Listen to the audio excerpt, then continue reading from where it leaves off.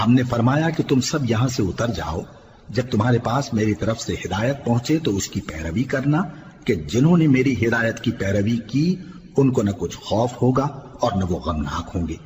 اور جنہوں نے اس کو قبول نہ کیا اور ہماری آیتوں کو جھٹلایا وہ دوزخ میں جانے والے ہیں اور وہ ہمیشہ اس میں رہیں گے۔ اے آل یعقوب، میرے وہ احسان یاد کرو جو میں نے تم پر کیے تھے، اور اس اقرار کو پورا کرو جو تم نے مجھ سے کیا تھا۔ میں اس اقرار کو پورا کروں گا جو میں نے تم سے کیا تھا، اور مجھی سے ڈرتے رہو۔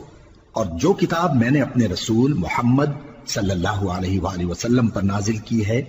جو تمہاری کتاب یعنی تورات کو سچا کہتی ہے، اس پر ایمان لاؤ اور اس سے منکر اول نہ بنو،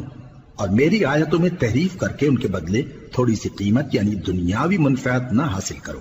اور مجھی سے خوف رکھو، اور حق کو باطل کے ساتھ نہ ملاؤ، اور سچی بات کو جان بوجھ کر نہ چھپاؤ، اور نماز پڑھا کرو اور زکوٰۃ دیا کرو، اور اللہ کے آگے جھکنے والوں کے ساتھ جھکا کرو۔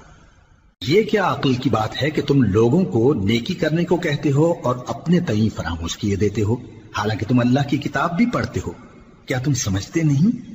اور رنج و تکلیف میں صبر اور نماز سے مدد لیا کرو، اور بے شک نماز گراں ہے مگر ان لوگوں پر گراں نہیں جو عجز کرنے والے ہیں، جو یقین کیے ہوئے ہیں کہ وہ اپنے پروردگار سے ملنے والے ہیں اور اس کی طرف لوٹ کر جانے والے ہیں۔